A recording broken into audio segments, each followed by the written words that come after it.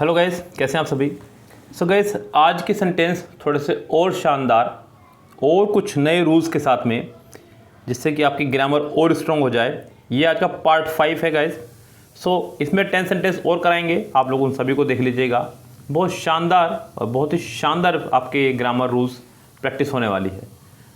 ये खासकर बच्चों, सभी बच्चों के लिए है, क्योंकि अक्सर बच्चे जो है ग्रामर के रूल्स याद नहीं रख पाते हैं, क्योंकि रूल्स आपके रट्टाफिकेशन से याद नहीं होंगे। ध्यान रखें आप लोग, ये प्रैक्टिस से याद होंगे जो मैं आपको करवा रहा हूँ लगातार। इन वीडियोस को आप, इस सीरीज़ को पूरी को मत स्किप कीजिएगा, देखते रहिएगा अपने एग्जाम से पहले कंटिन्यू। ओके गाइस, चलिए शुरू करते हैं अपनी आज की कहानी। पहला सेंटेंस आज का बच्चों हमारे सामने है। कह रहा है कि if the farmer got a washing machine his wife can do the laundry quickly. Sentence देखिएगा ध्यान से बच्चों, और उसके बाद में आप एरर निकालने की कोशिश कीजिएगा अपने आप से भी। क्या कह रहा है बच्चों? कह रहा है कि इफ़ द फार्मर गॉट। बच्चों यहाँ पर जो गॉट है ये एज ए सेकेंड फॉर्म इस्तेमाल किया जा रहा है गेट की। गेट की सेकेंड फॉर्म है गॉट, और थर्ड फॉर्म भी यही होती है, कई बार गोटन भी इस्तेमाल की जाती है। इस गैस कुछ वर्ब्स ऐसे हैं जिनकी थर्ड फॉर्म दो होती हैं, हालांकि दोनों थर्ड फॉर्म नहीं कहलाती हैं, एक को last form of the verb भी कहा जाता है।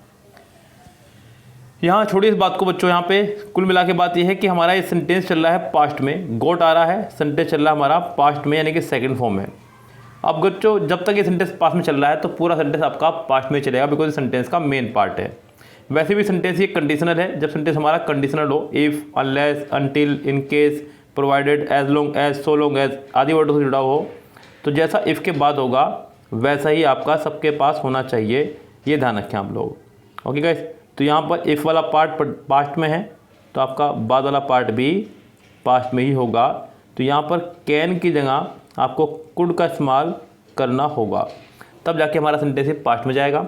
कुछ बच्चे यहाँ पर डू की जगह डिड ना कर दें बच्चों, ध्यान देना, क्योंकि कैन को कुड करना होगा। कैन एक मॉडल वर्ब है, मॉडल वर्ब के साथ हमेशा वर्ब की फर्स्ट फॉर्म आया करती है, इसलिए डू तो रहेगा ही रहेगा, इसको आप डिड मत कर देना गलती से भी। तो गाइस यहाँ सेंटेंस में एरर जो हो जाएगी वो हो जाएगी बी पार्ट में, कैन को कुड करना होगा। He knows that your muscles are not same as his। Sentence number next बच्चों कह रहा है कि he knows that। बच्चों सेंटेंस चल रहा है हमारा प्रेजेंट में, क्योंकि वर्ब की फर्स्ट फॉर्म में एस या ई एस का इस्तेमाल किया गया है। दैट कंजक्शन, नया सेंटेंस शुरू, योर मसल्स, मसल्स के साथ में आर लगाया, अच्छी बात है। नॉट सेम एज हिज, तो बच्चों यहाँ पर सेम से पहले आपको दा का इस्तेमाल करना होगा। Not are not the same as a pronoun, जब आप सेम का इस्तेमाल कर रहे हो तो आपको उसके साथ में दा का इस्तेमाल करना होता है, द सेम, तो भी आगे सेंटेंस आपका करेक्ट होगा। बस सेम का मतलब अगर आप लोग एज ए प्रोनाउन इस्तेमाल ना कर रहे हो तब आप ना लगाएं, लेकिन यहाँ सेम से पहले आपका दा आएगा, तो गैस यहाँ पर नोट तो रहेगा रहेगा। Are not the same as his, यानी कि सेंटेंस में फिलहाल सी पार्ट में आपके एरर है, जो आपकी करेक्ट करनी पड़ेगी बच्चों। यहाँ पे नेक्स्ट सेंटेंस देखते हैं क्या कह रहा है बच्चों। यहाँ पे क्या कह रहा है? We shall wait till you will finish your lunch. यहाँ ये रूल मैंने आपको एक नहीं कई बार बताया है, और इस रूल से एक एरर पक्का आनी है, ये बात मैं हमेशा बच्चों को बोलता हूँ। ये बच्चों मॉडल वर्ब रूल है।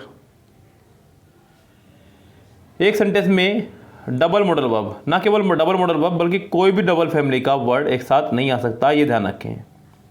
सेम फैमिली के दो वर्ड कभी भी एक साथ नहीं आ सकते हैं, ये ध्यान रखें। तो यहाँ पर डबल मॉडल वर्ब आपकी आ रही है, जो कि रॉन्ग है। इनमें से कोई एक मॉडल वर्ब आपको हटानी होगी। अब ऐसे बच्चों सुन लीजिए ध्यान से, सभी सुन लीजिए ध्यान से जो बच्चे सुन रहे हैं।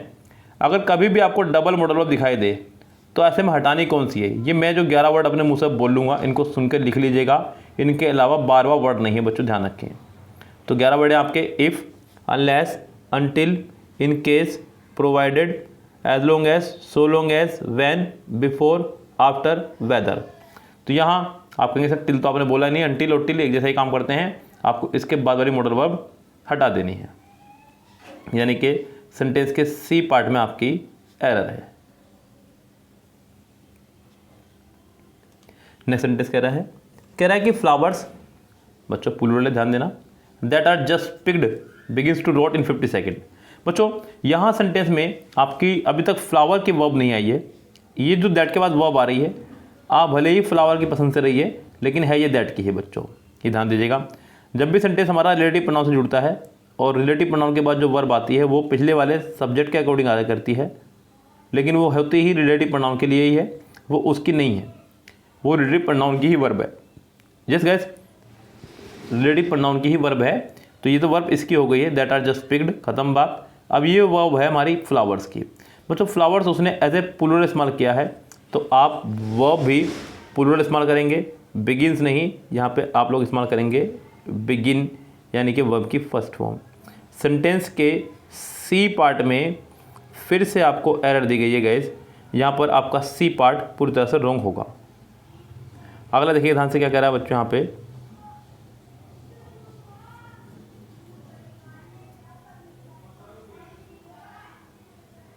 You have responded to my invitation didn't you. ये क्वेश्चन टैग नाम का चैप्टर बड़ा प्यारा आप लोग पढ़ेंगे बच्चों। क्वेश्चन टैग चैप्टर में क्या बोलता है कि जिस तरह की हेल्पिंग वर्ब का इस्तेमाल किया गया हो सेंटेंस के मेन पार्ट में, उसी तरह से आपका बनना चाहिए क्वेश्चन टैग। यहाँ उसने हैज़ का इस्तेमाल किया है तो आपका हैज़ से ही बनाया क्वेश्चन टैग। दूसरी बात गाइस, अगर सेंटेंस आपका अफर्मेटिव होगा तो क्वेश्चन टैग नेगेटिव बनेगा, और सेंटेंस अगर नेगेटिव होगा तो क्वेश्चन टैग अफर्मेटिव बनेगा। यहाँ सेंटेंस ऑलरेडी नेगेटिव है, सेंटेंस आपका नेगेटिव नहीं बनेगा, क्वेश्चन टैग आपका सेंटेंस बनेगा अफर्मेटिव। वैसे भी बच्चों मैंने आपको बताया कि सेम फैमिली के दो वर्ड कभी भी एक साथ नहीं आएंगे, ना केवल फ्यूचर में नहीं बल्कि सभी जगह। Double negative, double present, double past, double future, double apostrophe, जिस बच्चों बहुत सारी चीज़ें ऐसी हैं, डबल नेगेटिव, तो ये सब चीज़ें आपकी नहीं आएगी। डबल इंट्रोगेटिव, तो यहाँ पर आपका डिडंट नहीं, आपका सिंपल होगा हैव यू, और सेंटेंस हमारा हो जाएगा करेक्ट। यानी कि इस सेंटेंस के भी सी यानी कि थर्ड पार्ट में एरर है। अगला सेंटेंस कह रहा है according to some estimates there are 7000 type of plant. बच्चों ध्यान देना, अकॉर्डिंग टू सम एस्टिमेट, बच्चों सम के बाद में आप काउंटेबल और अनकाउंटेबल दोनों तरह के नाउन लगा सकते हैं। पहली बात, अनकाउंटेबल को सिंगुलर माना जाता है और काउंटेबल अगर आएगा तो प्लूरल ही आएगा। तो यहाँ पर बच्चों एस्टिमेट्स इसलिए प्लूरल किया गया है। अब अगला देयर आर, बच्चों देयर के साथ आने वाली वर्ब देयर के हिसाब से नहीं बल्कि बाद वाले सब्जेक्ट के अकॉर्डिंग आया करती है, क्योंकि देयर सिर्फ एक इंट्रोडक्टरी सब्जेक्ट है, ये सिर्फ सब्जेक्ट है लेकिन वर्ब नहीं ले सकता बच्चों ये। तो गैस यहाँ पर देयर के हिसाब से वर्ब आएगी, सॉरी बाद वाले हिसाब से वर्ब आएगी। तो देयर आर 7000 टाइप, बच्चों यहाँ पर टाइप नहीं आपका टाइप्स होना चाहिए था, तब जाकर ये करेक्ट रहता। सेंटेंस का जो करेक्ट आंसर हो जाएगा वो हो जाएगा C part. Everyone must sign their full names before before entering the hall. So guys ये कुछ इंडेफिनिट प्रोनाउन टाइप के से हैं, ये आपके डिस्ट्रीब्यूटिव भी बोल सकते हैं इनको आप, डिस्ट्रीब्यूटिव भी है वैसे मेनली तो। Each, every, either, neither, none, anyone, anybody, nobody, somebody, anyone, no one, someone, everyone, ये सब आपके सिंगुलर प्रोनाउन की तरह इस्तेमाल किए जाते हैं बच्चों हमेशा। इनके साथ में हमेशा सिंगुलर नाउन, सिंगुलर वर्ब, और अगर डायरेक्ट वर्ब भी आएगी तो वो सिंगुलर ही आएगी, जो रूल है। तो बच्चों जब इनके साथ वर्ब सिंगुलर आएगी तो इनके साथ पॉजेसिव केस भी हमेशा सिंगुलर आया करता है। Each, every, either, neither, none, anyone, anybody, nobody, somebody, इन सब के साथ में पॉजेसिव केस हम सिर्फ और सिर्फ हिज या हर का इस्तेमाल करते हैं। तो यहाँ पर देयर आपका नहीं आना चाहिए था बच्चों, देयर नहीं, यहाँ पर हिज फुल नेम आपका होना चाहिए था या हर फुल नेम, क्योंकि यहाँ तो क्लियर नहीं हो रहा है कि जेंट्स हैं या गर्ल्स। लेकिन फिलहाल यहाँ पर आप लोग देयर नहीं हिज का इस्तेमाल करें या हर का इस्तेमाल करें, आपको नंबर मिलेंगे। आपके सेंटेंस के बी पार्ट में एरर है। The great wall of China is the one structure build by man visible from the moon. The great wall of China, चलिए ऑफ के बाद वाले कुछ नहीं मानते हैं, खत्म बात। द ग्रेट वॉल ऑफ के हिसाब से इज आया, बिल्कुल ठीक है। अब is the one structure build, बच्चों इज एम आर की बिल्ड आपकी वर्ब की फर्स्ट फॉर्म में, ध्यान देना। Is am are was verb, be been being के साथ कभी भी वर्ब की फर्स्ट फॉर्म नहीं आया करती है। इनके साथ या तो वर्ब की फर्स्ट फॉर्म में आईएनजी या फिर वर्ब की थर्ड फॉर्म आया करती है। आईएनजी आपकी एक्टिव में, थर्ड फॉर्म आपकी पैसिव में। सेंटेंस पैसिव में चल रहा है बिकॉज आगे बाय आ रहा है। दूसरा रूल ये भी है बच्चों कि बाय से पहले अगर कभी आपको वर्ब लगानी पड़ जाए तो आँख मिच के थर्ड फॉर्म में लगा देना, बिल्कुल बेफिक्र नहीं आप। बाय से पहले कभी भी आपको वर्ब लगानी पड़ जाए तो आँख मिच के थर्ड फॉर्म लगाइएगा। तो यहाँ पे बच्चों बिल्ड नहीं बिल्ट थर्ड फॉर्म होनी चाहिए थी। अब कुछ बच्चों को ये भी डाउट हो सकता है कि यही थर्ड फॉर्म हो, क्योंकि आखिर में डी आ रहा है। जैसे कि हमने बहुत सारी वर्ब ऐसी पढ़ी है जब आखिरी में ईडी आता है तो थर्ड फॉर्म कहलाती है, प्लेड, डांस, कुकड़, तो हमें लगता है कि शायद बिल्ड भी हमारी थर्ड फॉर्म ही है। अगर ऐसे में कभी आपको डाउट हो कि बिल्ड फर्स्ट फॉर्म है या थर्ड फॉर्म, तो आप कभी भी किसी भी वर्ब में आईएनजी लगा के देखें। अगर आपके आईएनजी लग गई तो समझो फर्स्ट फॉर्म है, और आईएनजी नहीं लगती है तो समझो वो थर्ड फॉर्म है या सेकंड फॉर्म है।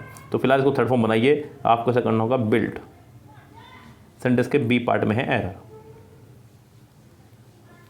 In the fourth semester of the course the attendance fell down. In the fourth semester of the course the attendance fell down. बच्चों यहाँ ध्यान दीजिएगा, आपका वर्ड इस्तेमाल किया गया in the fourth semester of the course the attendance fell down. Sentence तो सिर्फ बच्चों यही था, बस इतना ही। ये तो आपका प्रीपोजिशनल पार्ट है। The attendance fell down. आपका जो वर्ड है फेल, ये आपका एक वर्ब है जिसका मीनिंग होता है घटना। ये बच्चों अगला है आपका फेल डाउन। अगर मैं पूरा का इस्तेमाल बात करूँ, फेल डाउन जो कि खुद एक वर्ब है जिसका मतलब होता है बच्चों गिरना। यस, गिरना मतलब जैसे कि किसी जीने से आप गिर जाएं, किसी सीढ़ी से आप गिर जाएं, सड़क पे चलते थे गिर जाएं, तो फेल डाउन। सड़क पे चलने को गिरना नहीं बोलेंगे, किसी ऊंचाई से गिरने को ही फेल डाउन बोलेंगे। क्योंकि तब तो आप फेल डाउन करेंगे। फेल डाउन का मतलब समझ रहे ना बच्चों आप, गिरना तो है लेकिन ऐसा नहीं कि अटेंडेंस गिर गई। अटेंडेंस गिरना नहीं, किसी व्यक्ति का गिर जाना। तो यहाँ पे फेल डाउन नहीं, ओनली फेल से काम चला लें। इस गैस तो सेंटेंस में आपका सी पार्ट में एरर हो जाएगी। मुझे उम्मीद करता हूँ कि आप समझ गए होंगे। They had often heard about the ship they have to travel on. They had often heard about the trip. उन्होंने अक्सर उस ट्रिप के बारे में सुना था जिस पर उनको अभी ट्रैवल करना था। बच्चों ध्यान देना, ऐसी कोई चीज़ मान लीजिए आपको शाम को उस पर घूमने जाना है, आपने उसके बारे में पहले कई बार सुन रखा है, तो आप बड़े उत्साहित रहते हैं। तो यहाँ पे ये मत सोचना कि ये सेंटेंस हमारा प्रेजेंट और पास्ट में क्या चल रहा है। बच्चों ये उसको सुना है उसने, मतलब इस वे ऑफ फॉर्म में ले जा रहा है सेंटेंस को। तो गैस इस सेंटेंस को पास्ट में ही बना सकते हैं आप, प्रेजेंट में से बना भी नहीं सकते। तो ये सेंटेंस बिल्कुल करेक्ट है। इस सेंटेंस में कोई एरर आपकी नहीं है। नो एरर कहते हुए आप लोग आगे बढ़ेंगे बहुत तेज़ी से। लीजिए, बढ़ने की ज़रूरत नहीं है। यहाँ मेरे 10 सेंटेंस खत्म हो गए हैं। और बच्चों उम्मीद करता हूँ कि ये सेंटेंस आपको बहुत अच्छे समझ में आए होंगे। इसमें कुछ सेंटेंस ऐसे थे जिन्होंने आपको बहुत अच्छे अच्छे रूल्स दिए हैं। उन रूल्स को खूब अच्छे से कैरी कर लीजिएगा। बहुत ही अच्छे नंबर आपके आ जाएंगे अगर आप इसी तरह से अपने ग्रामर के रूल्स पर कमांड बनाते चले गए तो। ओके गाइस, फिलहाल चलते हैं, लेते हैं आपसे विदा। मिलते हैं नेक्स्ट वीडियो के साथ में। तब तक के लिए goodbye, have a nice day.